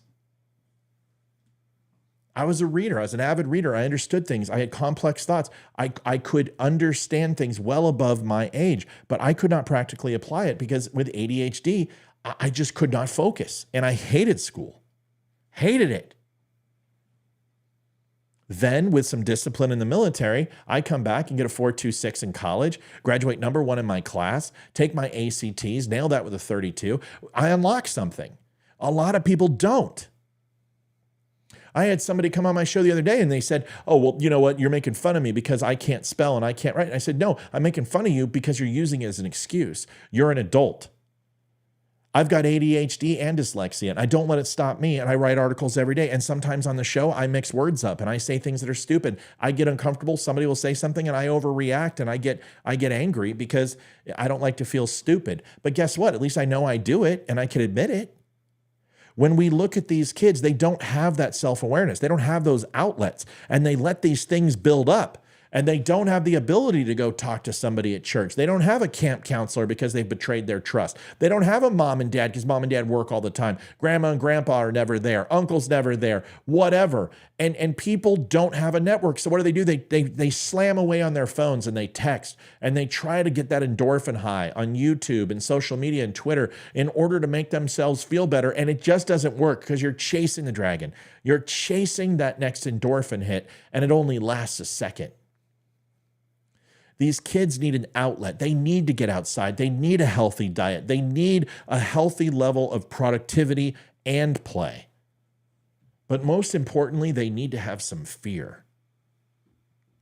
They need to be afraid of their parents. I'm sorry. I think we coddle our children too much. I think you should be able to take your backhand to an ass once in a while if your child is acting up. I think you should be able to grab them by the short and curlies and pull out your flip-flop and go to town on them a little bit if they go ahead and say something horrible to an adult or steal something or tell an officer to go F off. Yeah, you should be able to discipline your kids. But we've gotten to this society where we don't care and we let them sit in front of the TV. So when RFK says this, it's hard for me to disagree with him. It's not just video games. It's not just diet. It's not just medication. You have to recognize your inability sometimes as a parent to get through to your kids. And if you don't have a family mentor, if you don't have somebody outside of you that your kid can go to, whether it be a psychologist or be an aunt or be a friend, then I'm telling you, you're setting your kids up for a failure because you're going to be the last to know. And that's the truth. John had one more comment. I'm going to go ahead and read it anyway. There are many children that grew up with God being taught in homes and wound up being psychopaths. That's anecdotal evidence. It starts with, crap. I'm going to read all this. It starts, you never see, for the most part, the elites getting their hands dirty as far as finding solutions unless they start the problem. They release disease. They have the more killing. Okay, I don't know what I liked your first comment. I'm not going to read all that shit. To say because there were psychopaths who grew up with religion, that is completely a fallacy. It's a logical fallacy. If you would say that every single person who had religion became a psychopath, well, that would also be a logical fallacy. You need to show me the numbers. Show me the numbers that we had more psychopaths and more killing of people who believed in God than atheists. Because I will tell you, the one commonality besides mental freaking derangement and sickness and being completely devoid of any sanctity and respect for human life that all these shooters have, most of them are godless. I'm just letting you know. Most of them in their manifestos completely turn away from God, either not mentioned or degraded in their manifestos. And you can go through all of them. So, I think I understand what you're saying, but I didn't say that's the end all be all. But when there are no consequences for your actions and nothing that can happen to you could be worse than where you currently are, what do you have to lose? That is my point. The reason I didn't read the rest of it is I don't know about release and disease. We're going off on tangents, and I appreciate your first comment is fantastic. Second one, but that's okay. Not all of them can be winners. Last topic. 11:46. I'm not going to play an ad today. I don't feel like it. I don't feel like playing an ad. Let's get to a little bit of a funny. Let's do that. New York. You guys are all aware that New York is one of the most violent cities in the United States right now. They have a lack of district attorneys to stand up for the people. Wait a second. I disagree. Autism affects every aspect of life. It's who I am. Yeah, I don't know who said that. That's certainly not directed at me because I didn't say that. I just said it doesn't have to be the only thing you are. That if you have a shortcoming or you have something that a disability, it doesn't have to define you at all. I mean, you can let it define you, but I got to stop interacting with people because somebody got butthurt last night because I was like, I only read the second half of a comment and her husband had cancer and she's like, I've been crying all day and everything. I'm like, okay, now you've cried. You've had that I'm feeling sorry for myself moment. Now you need to get out there. You need to get up there, be strong. You're the matriarch of the family and be there for your husband. A comment that I would say to anybody. But I didn't read the first part where unfortunately she had a loss. Her mother-in-law died and it's just been a really horrible week and I didn't see it. So I can't talk to people anymore about who they are because people get really sensitive. So I don't want to piss anyone off. So my thoughts are you are who you make yourself be. And you're as weak or as strong as you want to be. And, you know, I've seen guys with no legs and no arms survive IED blasts who are more athletic and more productive than people with full ambulatory function. And the only difference is their passion for never, ever standing still. You can have things that are bad, but it doesn't have to be who you are.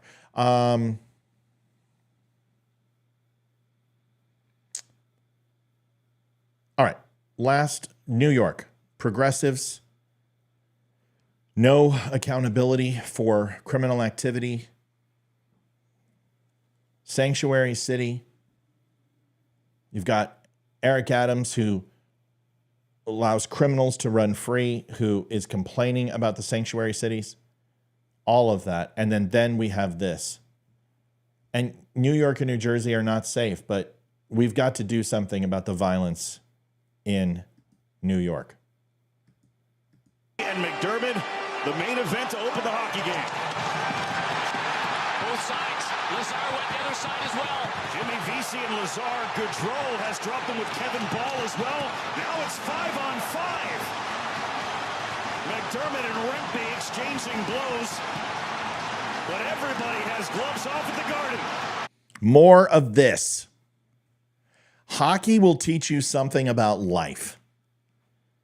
Hockey has a sheriff on the ice, and that is McDermott, former Avalanche.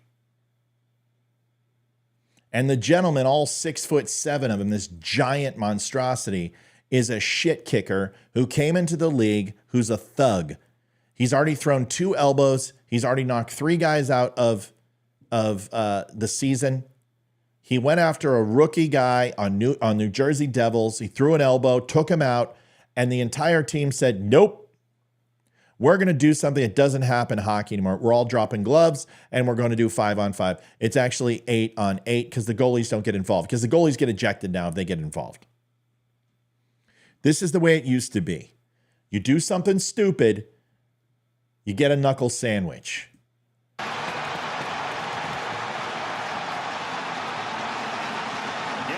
And McDermott just works him. Miller and John Marino, there's only 4 officials. There's 5 fights. They're trying to break up what they can. Meanwhile, Rempe and McDermott still throwing them. DeAndre Miller got the better of John Marino down on the other end. As McDermott just trashed Rempe. And you know what? Good. Every single team, 31 other teams should target Rempe every single night and thump his little ass until he can't walk anymore, because this is the way that it should be.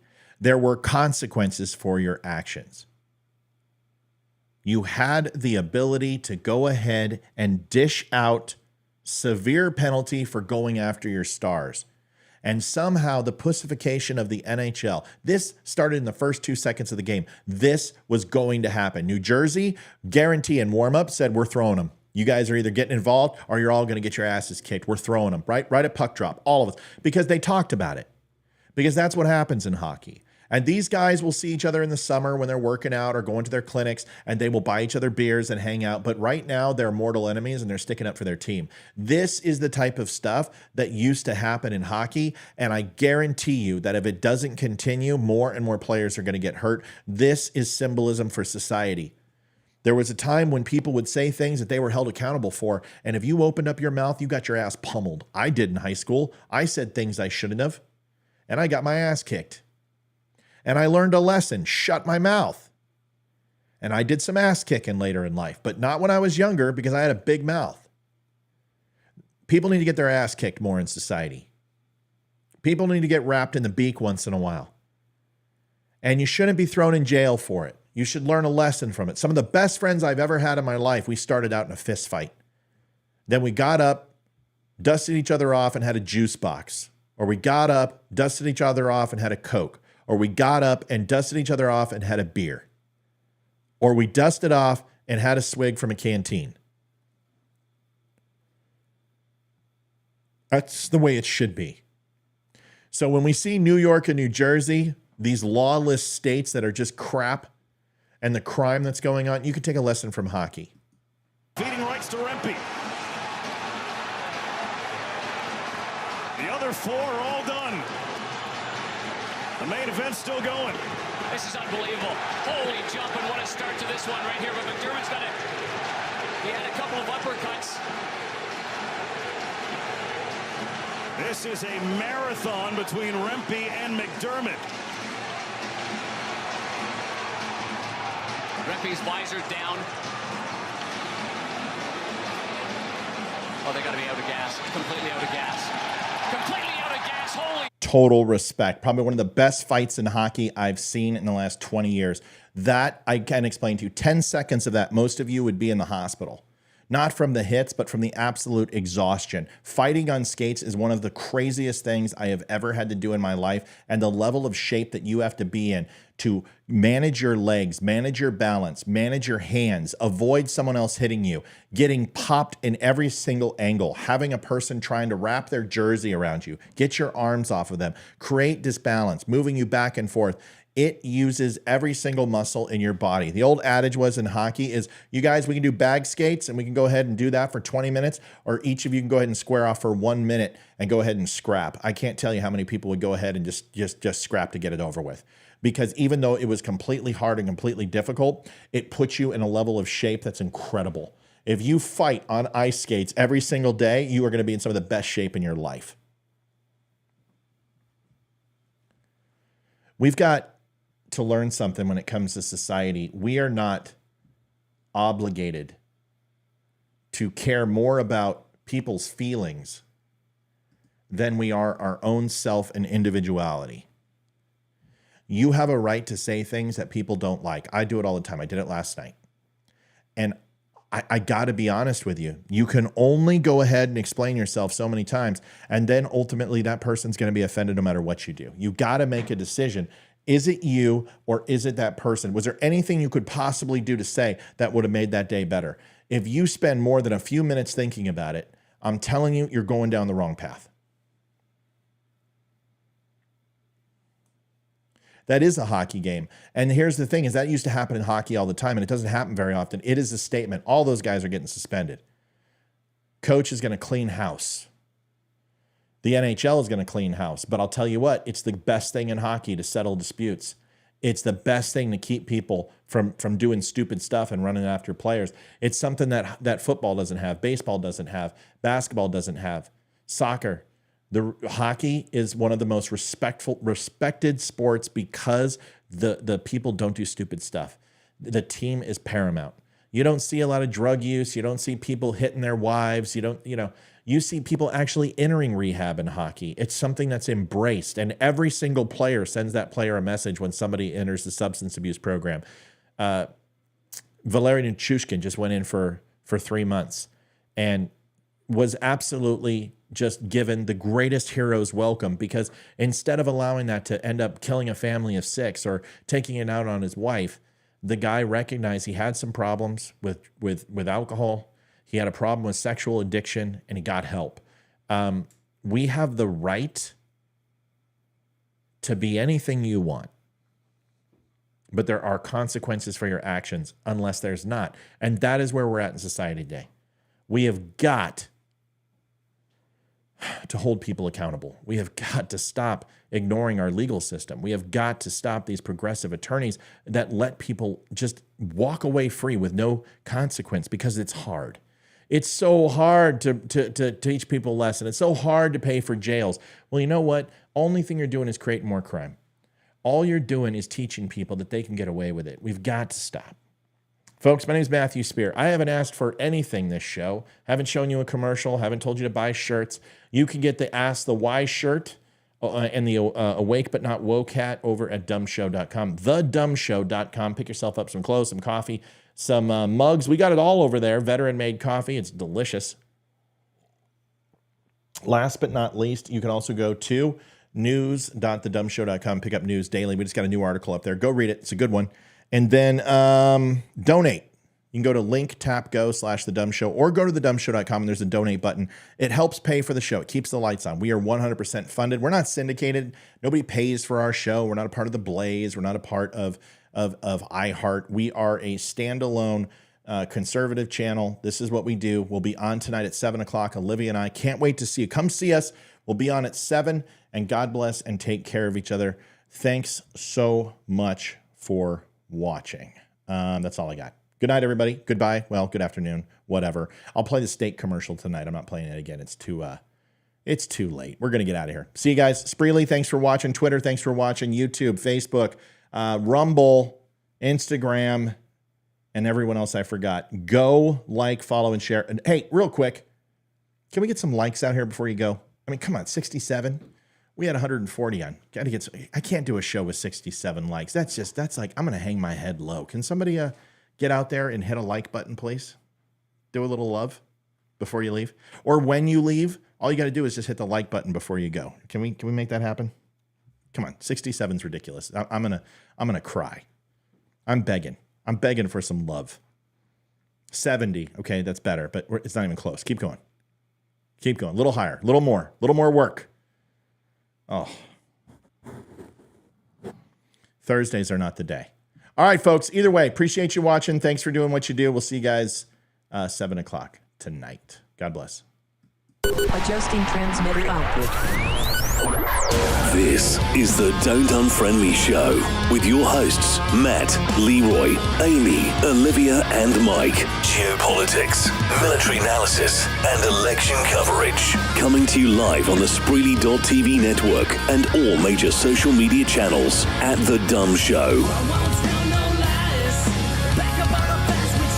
Honest, direct, unfiltered. We can agree, we can disagree. Just don't unfriend me.